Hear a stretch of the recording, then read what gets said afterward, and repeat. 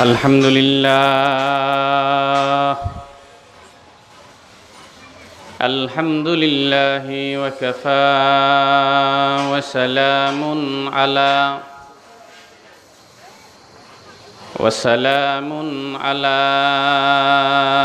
ইবাদিহিল্লাযীনা ইসতাফা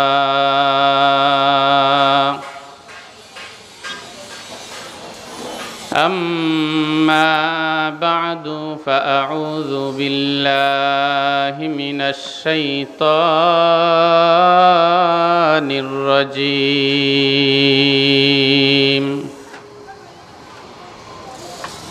بسم الله الرحمن الرحيم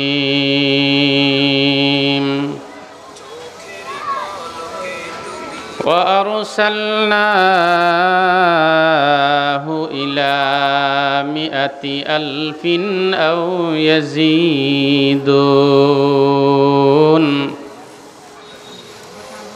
فآمنوا فمتعناهم إلى حين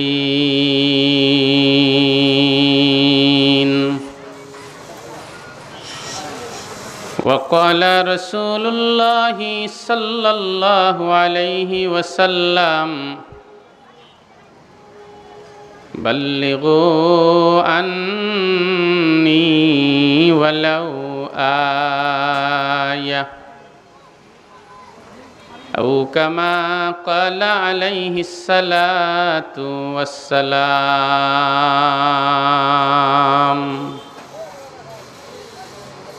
صدق الله مولانا العظيم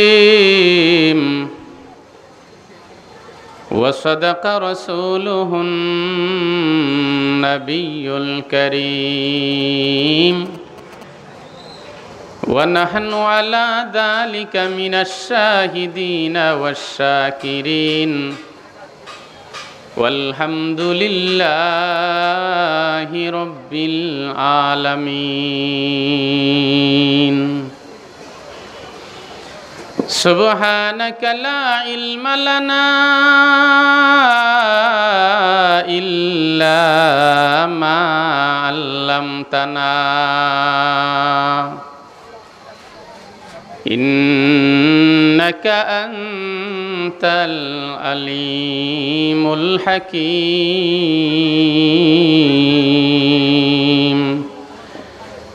মহব্বতের সাথে আওয়াজ দিয়া কয়েকবার দুরূদ শরীফ পড়ি সাল্লাল্লাহু আলা সাইয়্যিদিনা ওয়া মাওলানা মুহাম্মদ ওয়া আলা আলিহি ওয়া আসহাবিহি ওয়া সাল্লাম বালাগাল উলা বিকামালিহি كشف الدجى بجماله حسنت جميع خصاله صلوا عليه وآله الحمد لله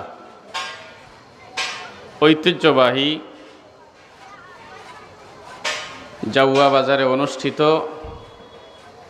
ঐতিহাসিক তাফসিরুল কোরআন মাহফিল মুফতি মাহমুদ রহমতুল্লাহ আলাইহি কর্তৃক আয়োজিত 4 দিনব্যাপী তাফসিরুল কোরআন মাহফিলের প্রথম দিনের চলমান অধিবেশনে সভাপতির মঞ্চে আসীন অত্যন্ত শ্রদ্ধাভাজন মুহতারাম সভাপতি সাহেব, উপস্থিত মুআজ্জজ মুকাররম হযরত উলামায়ে কেরাম, মুরব্বিয়ানে আযম, প্রাণপ্রিয় যুবক ভাইরা, পর্দার আড়ালে অবস্থানরত আমার শ্রদ্ধেয়া মা ও বোনেরা,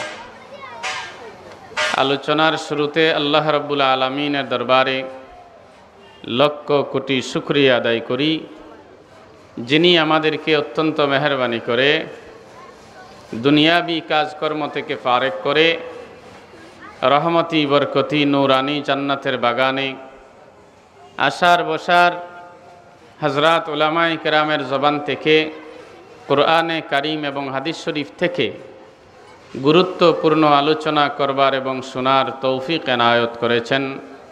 এই জন্য সকলে পড়ি আলহামদুলিল্লাহ। সম্মানিত হাজিরিন, আমি আপনাদের সামনে আল্লাহর কালামের সূরা আস-সাফফাত থেকে দুইখানা আয়াতে কারিমা তিলাওয়াত করেছি এবং রসুল করিম সাল্লাল্লাহু আলাইহি ওয়াসাল্লামের অসংখ্য অগণিত হাদিসের ভান্ডার থেকে ছোট্ট একখানা হাদিস শরীফ পাঠ করেছি। তিলাওয়াতকৃত আয়াতদ্বয় এবং হাদিস শরীফকে সামনে নিয়ে নির্ধারিত সময়ের মধ্যে ইখলাসের সাথে, আমলের নিয়তে, ধৈর্যের সাথে কিছু গুরুত্বপূর্ণ কথা বলার নিয়ত করেছি। আল্লাহ যেন তৌফিক দান করে, সবাই বলি আমিন। আপনারাও গভীর মনোযোগ সহকারে ইখলাসের সাথে, আমলের নিয়তে, ধৈর্যের সাথে কথাগুলি শুনবেন। সবাই রাজি আছেন? বলুন ইনশাআল্লাহ। আমি আর ভূমিকা দিয়া সময় কাটানোর কোনো সুযোগ নাই, সরাসরি আমার তিলাওয়াতকৃত আয়াতে ঢুকি। আল্লাহ বলেন, وَأَرْسَلْنَاهُ إِلَى مِائَةِ أَلْفٍ أَوْ يَزِيدُونَ। আল্লাহ বলেন, আমি তাকে 1,00,000 মানুষ অথবা তার কিছু বেশি মানুষের কাছে পাঠাইলাম। কাকে পাঠাইলেন জানার দরকার আছে না নাই? আমার আল্লাহ বলেন, ওয়া ইন্না ইউনুসা লামিনাল মুরসালিন। নিশ্চয় নবীগণের মধ্যে ইউনুস পয়গম্বর একজন ছিলেন। আমার আল্লাহ মানুষের হেদায়েতের জন্য যুগে যুগে নবী রাসূল পাঠাইছেন। এর মাঝে একজন নবীর নাম ছিল ইউনুস আলাইহিস সালাম। কুরআনে কারীমের মধ্যে 18 জায়গায় ইউনুস নবীর নাম উল্লেখ করা হয়েছে। 114টি সূরার মধ্য থেকে 6টা সূরার মাঝে ইউনুস নবীর আলোচনা আমার আল্লাহ করেছেন। আর 2টা সূরার মধ্যে সূরা আম্বিয়াতে আল্লাহ জুন্নুন বলে ইউনুস নবীর বুঝাইছেন, আর সূরা কলমে সাহিবুল হুত বলে ইউনুস নবীর বুঝাইছেন। ও মুসলমান ইমানদার, তাকায়া দেখো, আমার আল্লাহ বলেছেন, ওয়া আরসালনাহু ইলা মিয়াতি আলফিন আও ইয়াজিদুন। আমি তার 1,00,000 মানুষ অথবা তার চেয়ে কিছু বেশি মানুষের কাছে পাঠাইলাম। 1,00,000 মানুষ কোথায় এবং কোন জায়গায় ছিল? ইরাক একটা দেশ আছে দুনিয়ার মাঝে, আমরা সবাই জানি, ঠিক না? ইরাক একটা দেশ আছে। ইরাক দেশের মুসেল একটা বড় শহরের নাম। মুসেল শহরের পাশে নিনুয়া সম্প্রদায় আরেকটা অধিবাসী আছে। এই নিনুয়া সম্প্রদায়ের বালেক পুরুষ আর নারীর পরিমাণ ছিল 1,00,000 আও ইয়াজিদুন, আর কিছু বেশি।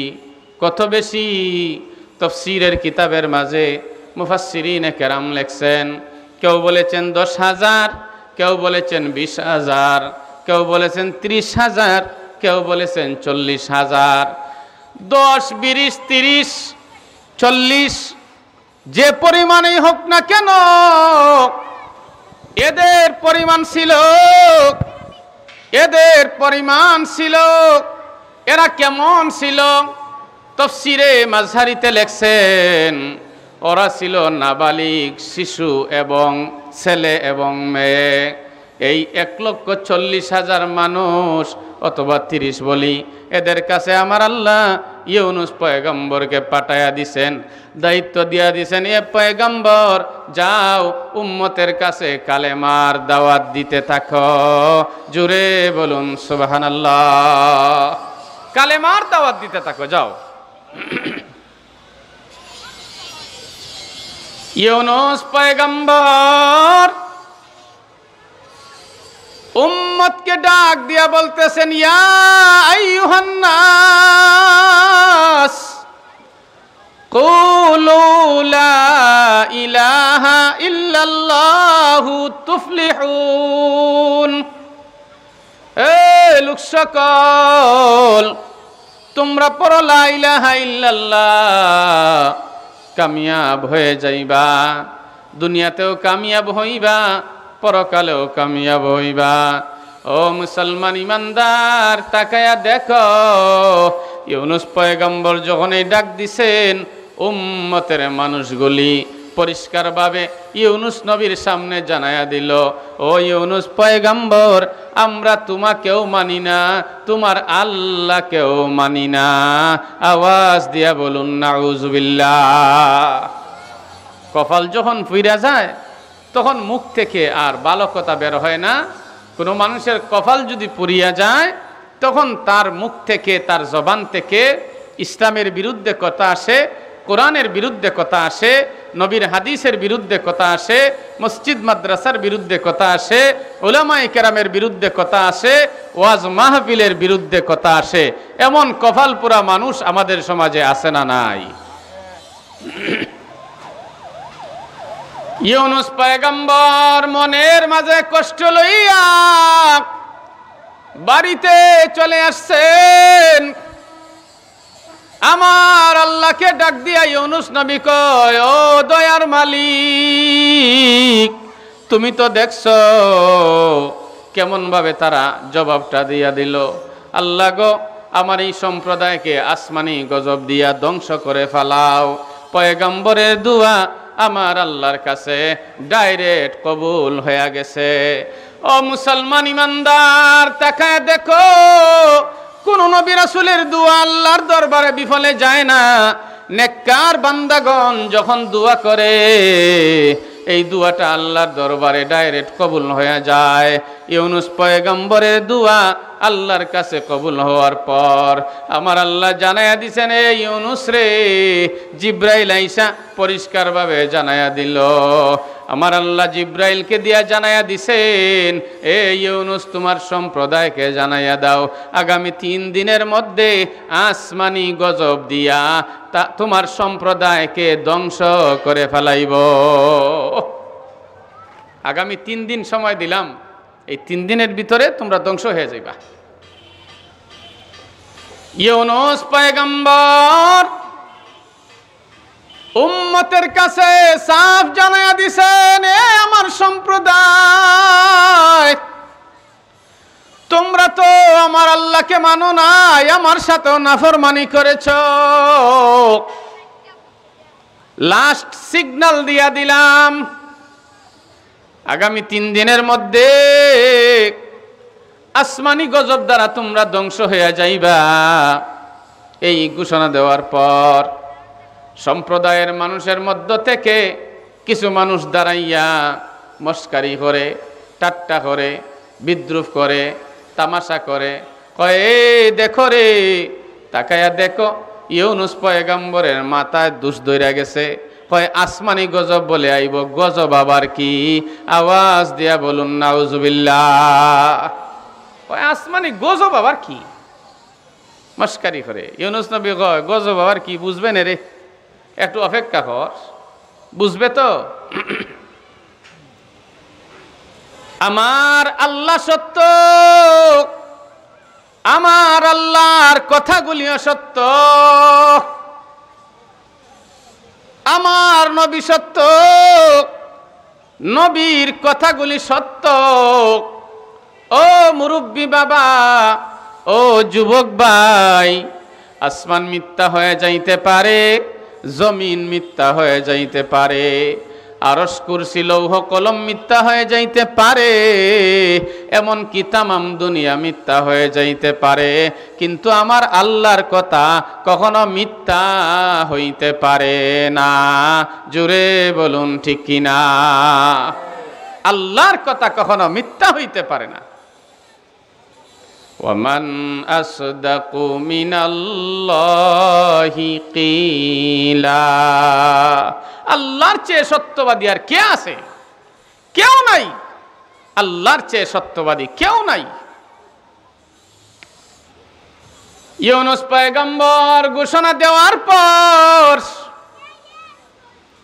আকাশের মাঝে পূর্ব লক্ষণ প্রকাশ পাইতে লাগলো।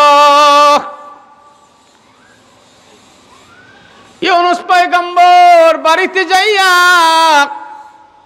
বিবির সাথে কথা বলতেছেন, এ বিবি রে ভালো করে শোনো, আল্লাহ তো জানাইয়া দিছেন আগামী 3 দিনের মধ্যে আসমানি গজব আইব। আমি যদি এদের সাথে থাকি তাহলে আমিও ক্ষতিগ্রস্ত হয়ে যাইতে পারি, আমরা বাড়ি ছাড়ি। অথচ পয়গম্বর ওই জায়গাতে আল্লাহর ওয়াহির অপেক্ষা করা উচিত ছিল। ওই জায়গাতে নবী ইউনুস পয়গম্বর আল্লাহর ওয়াহির অপেক্ষা করেন নাই। এই জায়গাতে নবী কিন্তু ভুল করেন নাই। ভালো করে শুনেন, অনেক মানুষ ইউনুস পয়গম্বরের এই ঘটনাকে কেন্দ্র করে নবীর গায়ে দোষ চাপাইতে চায়।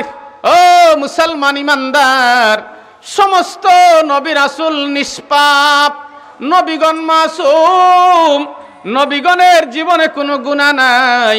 কেউ যদি নবীগণের দোষ তালাশ করে, কেউ যদি খুঁজিয়া খুঁজিয়া পয়েন্ট বাহির কইরা এরপরে বলে নবীগণ দোষ করছেন, যে এইভাবে মানুষের কাছে নবীদের দোষ বলিয়া বলিয়া বেড়ায়।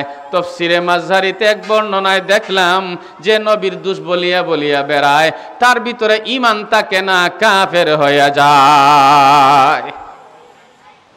নবীগণ মাসুম আর সাহাবায়ে কেরাম মাগফুর। ও মুসলমান ইমানদার, তাকায় দেখো,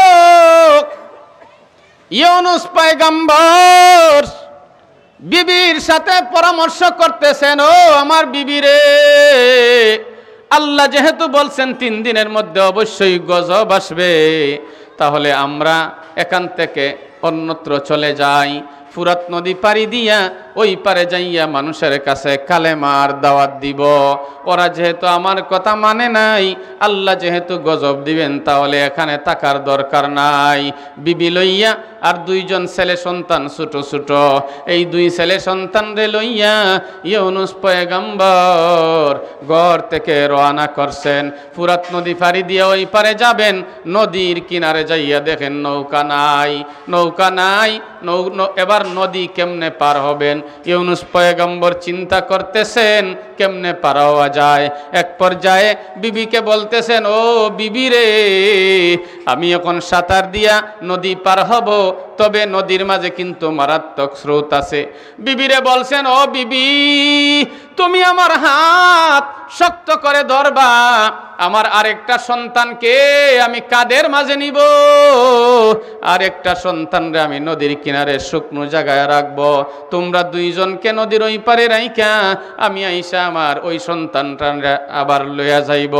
এইভাবে চিন্তা ফিকির কইরা যখন নদীর মাঝে সাঁতার দিছেন, মারাত্মক স্রোত হওয়ার কারণে এবার বিবি ইউনুস পয়গম্বরের হাত থেকে ছুটিয়া গেল।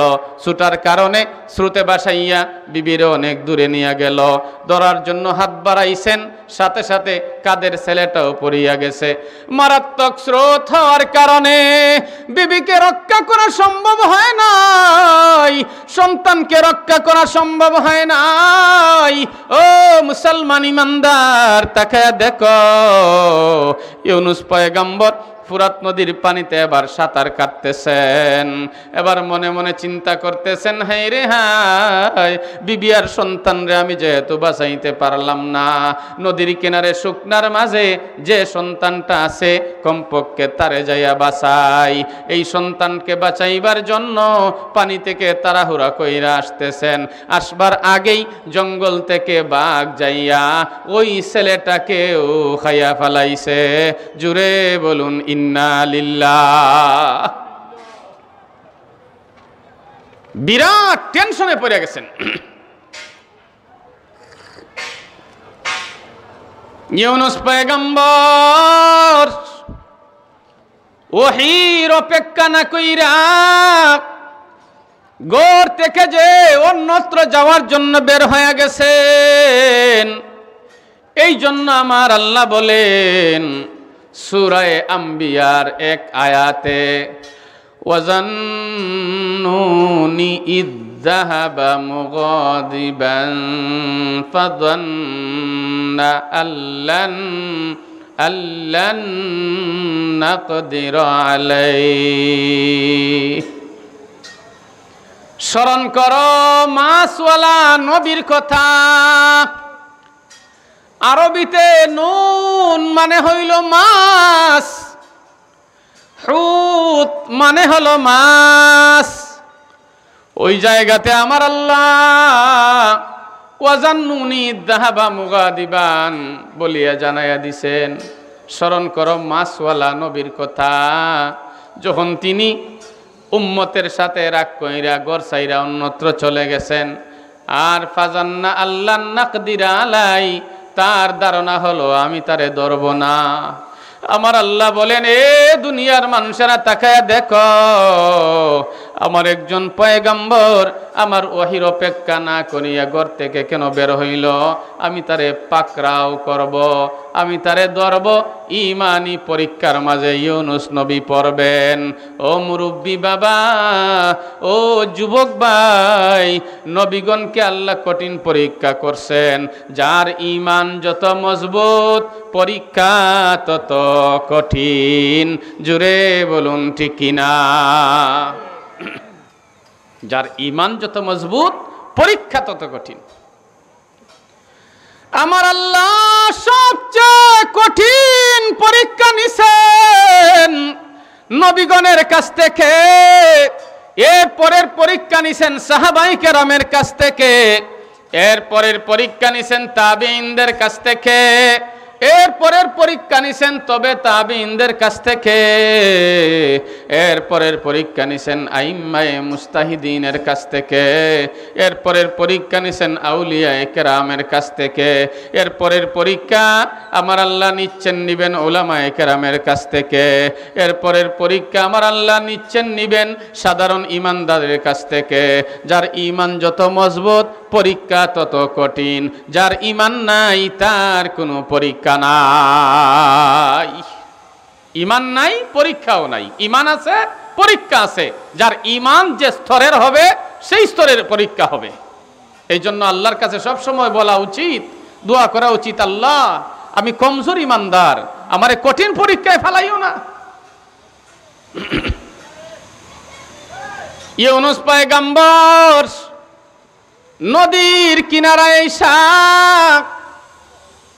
এইবার সন্তানকেও পান নাই, বিবি হারাইছেন, 2 সন্তান হারাইছেন।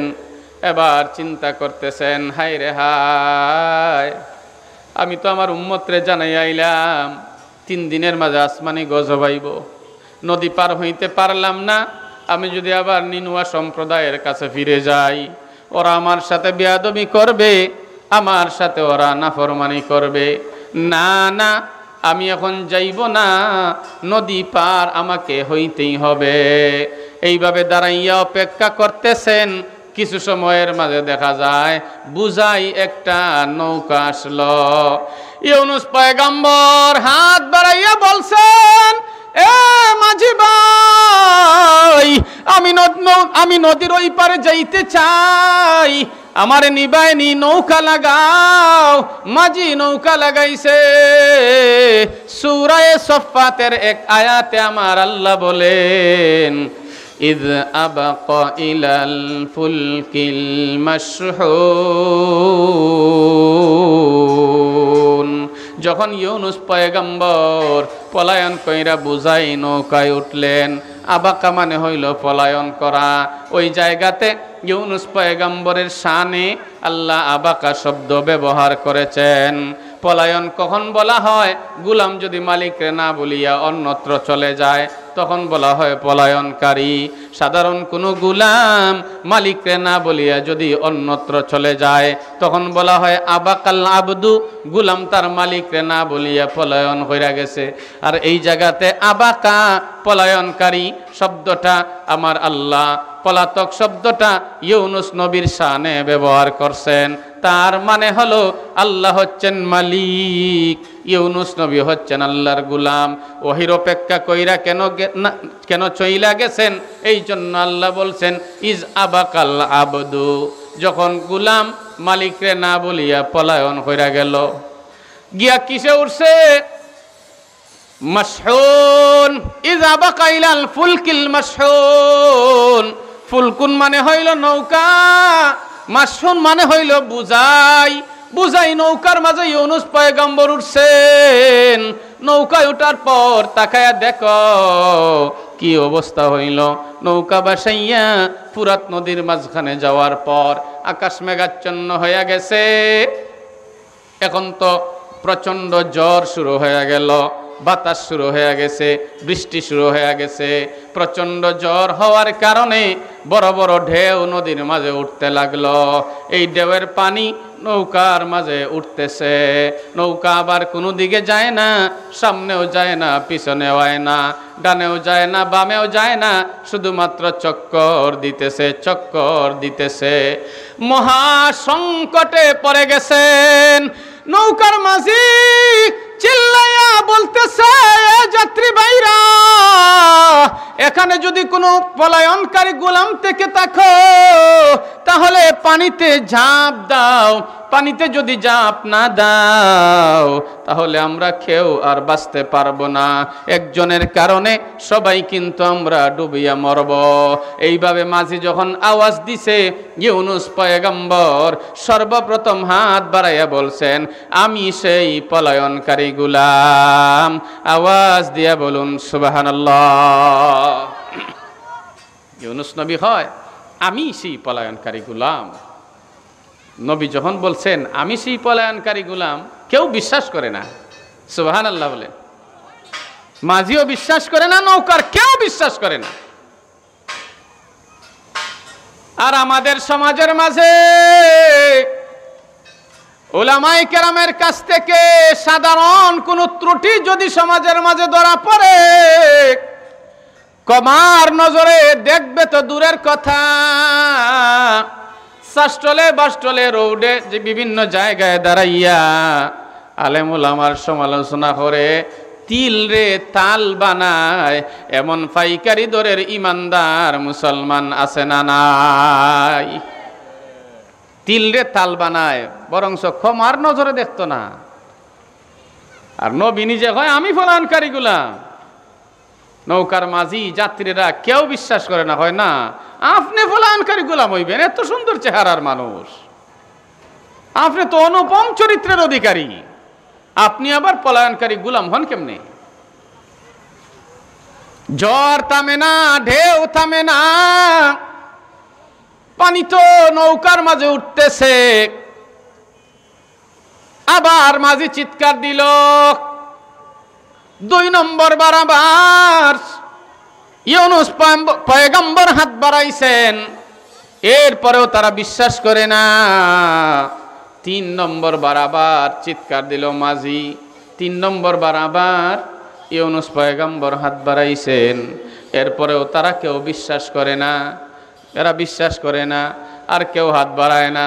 নবী ওই হাত বাড়ায়, সমস্যার তো সমাধান হইতে হবে, ঠিক কিনা বলেন? এই পলায়নকারী গোলাম নৌকা থেকে পানিতে যদি ঝাঁপ না দেয়, জ্বর থামবে না, নৌকাও তো সামন দিকে যাইবে না। কেমনে তারা সমাধান করবে? সূরা সফফাতের এক আয়াতে আমার আল্লাহ বলিয়া দিছেন, ফাসাহামা ফাকানা মিনাল মুদহাদিন।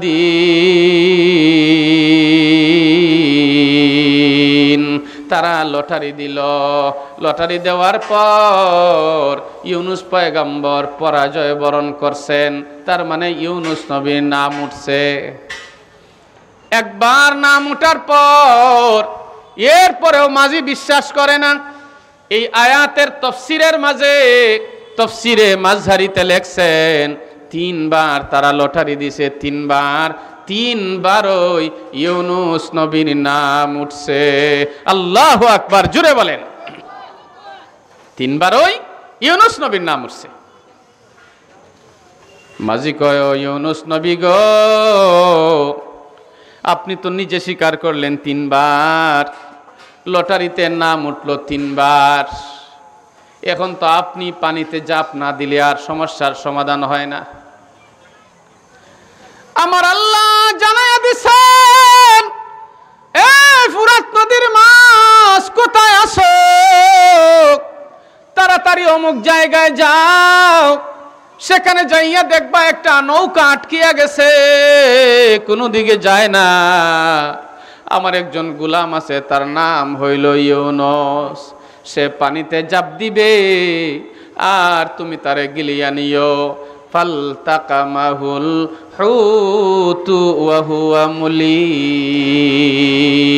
ইউনুস পয়গম্বর পানিতে জাপ দিছেন, ফালতাকামাহুল হুতু, তাকে মাছ গিলিয়া ফেলিল। ওয়া হুয়া মুলিম, তিনি নিজের অপরাধী ভাবছেন, তিনি নিজের তিরস্কার করছেন, হায় রে হায়, আমি যদি মালিকরে না বলি ওইভাবে আইতাম, আজকে এত মুসিবতে পড়তাম না। ও মুরব্বী বাবা, ও যুবক ভাই, তাকায়া দেখো, নবীগণ যদি এত কঠিন পরীক্ষা দিয়ে থাকেন, আমরা যারা ইমানদার, ইসলামের পক্ষে চলতে যাইয়া, কোরআনের পক্ষে কথা বলতে যাইয়া, তাবলীগের কাজ করতে যাইয়া যদি ঈমানি পরীক্ষা দিতে হয়, কারা কারা ঈমানি পরীক্ষা দিতে রাজি আছেন হাত তুলিয়া আল্লাহরে দেখান। নারায়ে তাকবীর, মাশাআল্লাহ, আল্লাহ কবুল করো, জোরে বলেন আমিন। আমার আল্লাহ জানায়া দিছে, মাছ ভালো করে শুইনালো, সাবধান সাবধান, ইউনুস পয়গম্বর তোমার পেটের ভিতরে যাওয়ার পর খবরদার তারা চিবাইয়া খাইও না। সুবহানাল্লাহ হইতা না, একটা পশমও যেন তার না ছিঁড়ে, মাথার চুলগুলি যেন নষ্ট না হয়। খবরদার তোমার মুখটা তুমি বন্ধ রাখো না, খোলা রাখো, যাতে বাহিরের শ্বাস প্রশ্বাস মাছের পেটের ভিতরে যায়, আর আমার নবী ইউনুস যেন কোনো কষ্ট তোমার পেটের ভিতরে না পায়। সব ব্যবস্থা আল্লাহ কইরা দিছেন। মাছ ইউনুস নবীর গিলিয়া কত দূরে গেছে, তাফসীরে মাযহারিতে লেখছেন 6000 বছরের রাস্তা দূরত্ব নিচে চলে গেছে। সুবহানাল্লাহ, জোরে বলেন। 6000 বছরের রাস্তা দূরত্ব নিচে চলে গেছে। ও মুসলমান ইমানদার, 6000 বছরের রাস্তা দূরত্ব নিচে চলে যাওয়ার পর ইউনুস পয়গম্বর কিন্তু 1 সেকেন্ডের জন্য আমার মালিকরে ভুলে নাই। ইউনুস পয়গম্বর ডাক দিছে, লা ইলাহা ইল্লা আনতা সুবহানাকা ইন্নী কুনতু মিনাজ জালিমিন। লা ইলাহা ইল্লা আনতা, এই জায়গাতে লা ইলাহা ইল্লাল্লাহ বলেন নাই, বলছেন লা ইলাহা ইল্লা আনতা, তুমি ছাড়া কোনো ইলাহ নাই। কেউ যদি কাউকে তুমি বলে একদম কাছের বুঝায়, কাছের বড় ভাই ছোট ভাইরে তুই বলিয়া সম্বোধন করে, তুই এই খাসটা কর, মায়ার ডাক, মায়ার ডাক, তুই কর, বড় ভাই ছোট ভাইরে তুই বলিয়া সম্বোধন করে মহব্বতের। এই জায়গাতে ইউনুস পয়গম্বর আল্লাহকে তুমি বলিয়া সম্বোধন কইরা বুঝাইছেন, ও দয়ার মালিক, তুমি ছাড়া কোনো ইলাহ নাই, তুমি ছাড়া আমার আপনজন কেউ নাই। আমি যে মহাসমুদ্রের মাঝে পড়লাম, মাছের ভিতরে আমি চলে গেলাম, মাছের পেটের ভিতরে আছি, তুমি ছাড়া কেউ আমারে উদ্ধার করতে পারবে না। দুনিয়ার সমস্ত নেটওয়ার্ক ফেল, দুনিয়ার কোনো যোগাযোগ সেখানে আর কাজ করে না। ও মুসলমান ইমানদার, ইউনুস পয়গম্বর মাছের পেটের ভিতরে এই ফুরাত নদীর তীরে কোন জায়গায় কি অবস্থানে ছিলেন কোনো বৈজ্ঞানিক সঠিক তথ্য দিতে পারে নাই। আমার আল্লাহর কাছে 16 আনা তথ্য আছে। আওয়াজ দিয়া বলুন ঠিক কিনা? আল্লাহ সব খবর রাখছেন। এত নিস্তাখ্যা ডাক দিছেন নবী, আল্লাহ জবাব দিয়া দিছে। সুবহানাল্লাহ বলেন। আল্লাহ এখন এত নিচে তাকে ডাক দিল আমি শুনি। লা তাকুযুহু সিনাতুন ওয়ালা নাওম। আল্লাহর তন্দ্রা নাই, আল্লাহর ঘুম নাই, আল্লাহ সব সময় সজাগ। আল্লাহ ছিলেন, আছেন, থাকবেন, আল্লাহর সমকক্ষ কেউ নাই। আল্লাহুস সামাদ। আমার আল্লাহ কোনো কাজ করতে গেলে কারো কাছ থেকে কোনো সাহায্য নিতে হয় না, কারো কাছ থেকে বুদ্ধি নিতে হয় না, কারো কাছ থেকে শক্তি নিতে হয় না, কারো কাছ থেকে পরামর্শ নিতে হয় না। আল্লাহ যে কোনো কাজ করতে গেলে একাই করতে পারেন, একাই করতে পারেন। আল্লাহুস সামাদ। আল্লাহ কারো মুখাপেক্ষী নন। ও মুরব্বী বাবা, ও যুবক ভাই, তাকায়া দেখো ইউনুস পয়গম্বর সেখানে গিয়া ডাক দিছেন। আর আমার আল্লাহ সূরা সফফাতের এক আয়াতে বলেন, ফালাউলা আন্নাহু কানা মিনাল মুসাব্বিহিন লালাবিসা ফি বাতনিহি ইলা ইয়াউমি ইউবাসুন। ইউনুস পয়গম্বর মাছের পেটের ভিতরে তাইকা যদি আল্লাহর তাসবিহ পাঠ না করতেন, ফালাউলা আন্নাহু কানা মিনাল মুসাব্বিহিন, তিনি যদি তাসবিহ পাঠ না করতেন। এই আয়াতের তাফসীর করতে যাইয়া মুফাসসিরিনে কেরাম তাফসীরে মাজহারিতে লিখছেন মিনাল মুসাব্বিহিন আয় মিনাল মুসাল্লিন। ইউনুস পয়গম্বর মাছের পেটের ভিতরে যাওয়ার পর তিনি যদি নামাজ না পড়তেন, লালাবিসা ফি বাতনিহি ইলা ইয়াউমি ইউবাসুন, কিয়ামত পর্যন্ত ইউনুস নবী মাছের পেটের ভিতরে থাকতে হতো। তিনি যদি নামাজ না পড়তেন। আপনারা বলতে পারেন মাছের পেটের ভিতরে তিনি কি অবস্থায় ছিলেন একমাত্র আল্লাহ জানে, আর কেউ জানে না। তিনি মাছের পেটের ভিতরে দাঁড়াইলেন কেমনে, রুকু করলেন কেমনে, সেজদা করলেন কেমনে, তিনি আবার নামাজ পড়লেন কেমনে? মুফাসসিরিনে কেরাম জবাব দিছেন, ইউনুস পয়গম্বর মাছের পেটের ভিতরে ছিলেন এক নাগারে 40 দিন। এই 40 দিন পর্যন্ত ইশারায় ইউনুস নবী নামাজ পড়ছেন। আওয়াজ দিয়া বলুন সুবহানাল্লাহ। ইশারায় নামাজ পড়ছেন। ও মুসলমান ইমানদার, যতক্ষণ পর্যন্ত তোমার হুঁশ আছে, যতক্ষণ পর্যন্ত তোমার ব্রেন সচল আছে, যতক্ষণ পর্যন্ত তোমার জ্ঞান কাজ করে, ততক্ষণ পর্যন্ত নামাজ মাফ নাই, নামাজ মাফ নাই। দাঁড়াইয়া নামাজ পড়তে পারো না, বসিয়া নামাজ পড়ো, বইসা নামাজ পড়তে পারো না, ইশারায় নামাজ পড়ো, নামাজ কখনো মাফ নাই।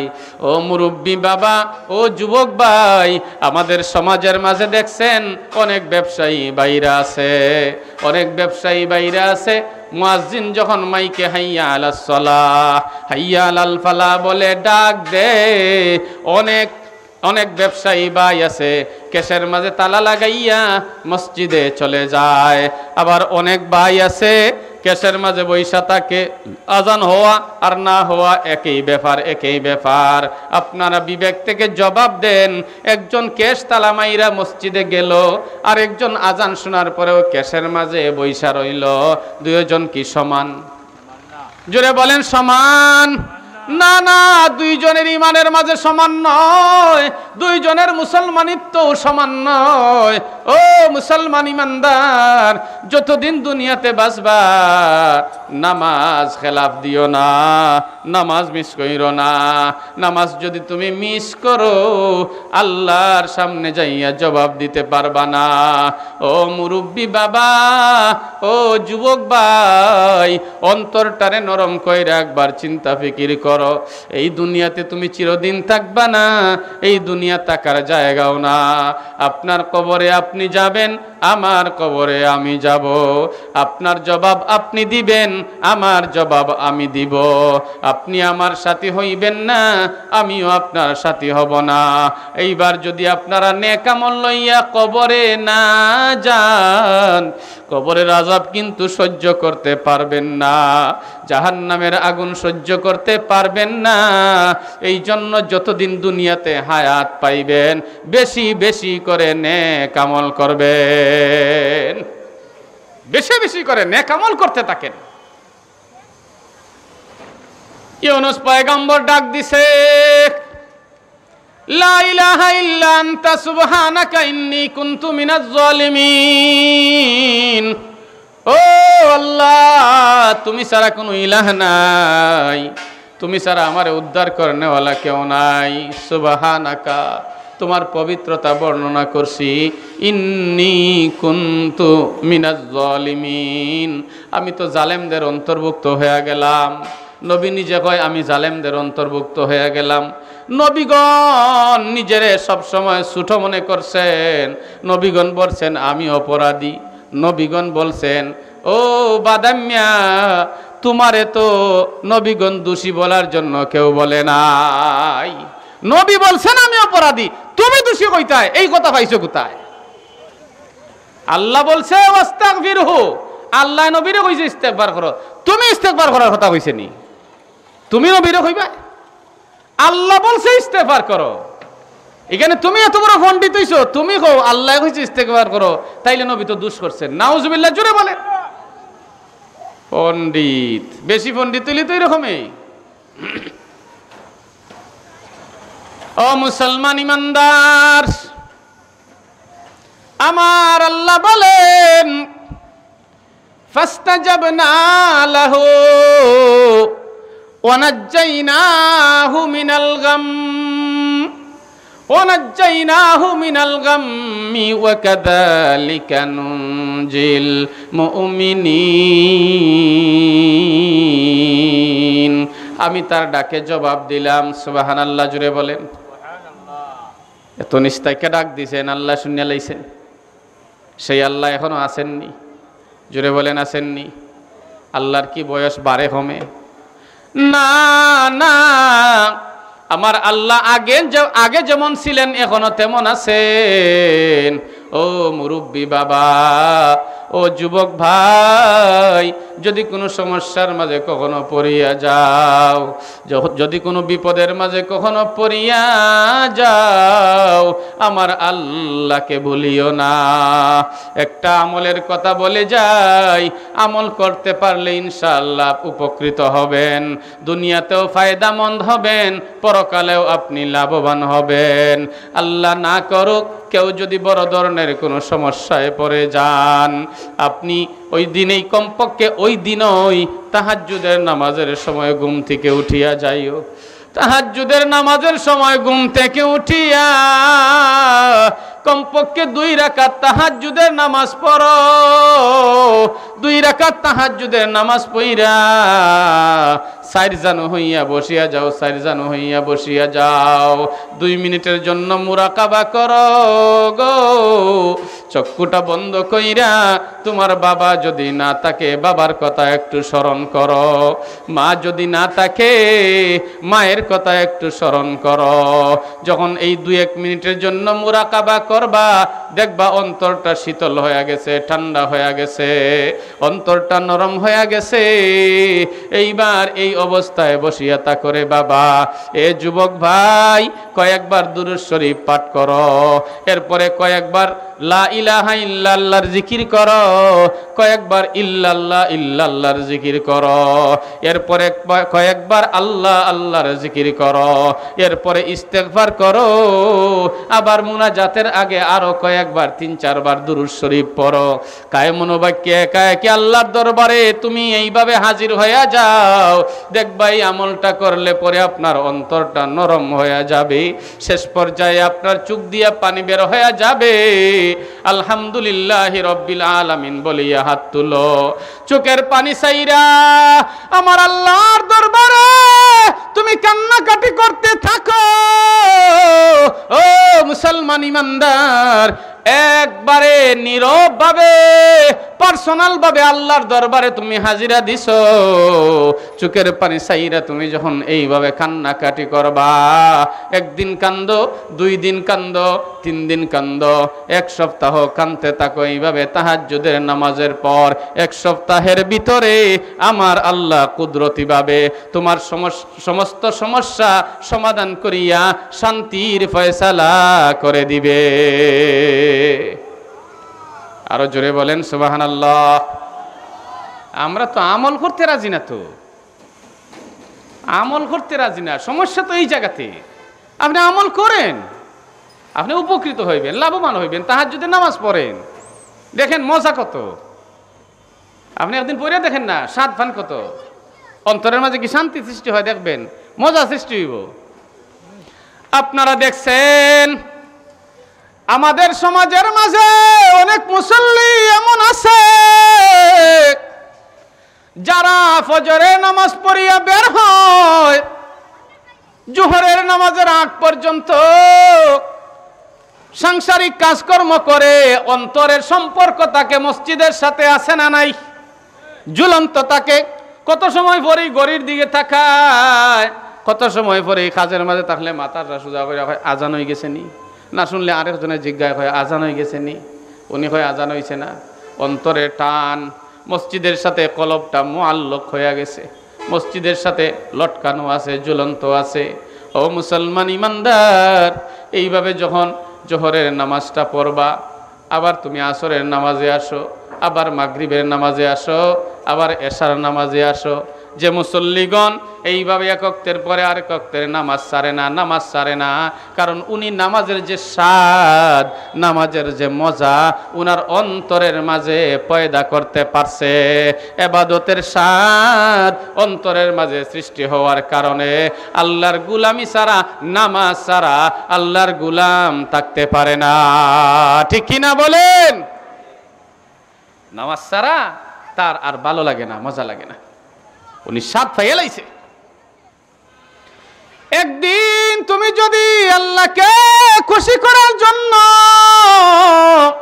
তাহাজ্জুদের নামাজ পড়তে পারো, দেখবা ওই দিনে, দিনের বেলা তোমার অন্তরটা শান্ত হয়ে যাবে, ঠান্ডা হয়ে যাবে, মনের মাঝে একটা শান্তি পাইবেন, যেমন আপনি পরিতৃপ্ত।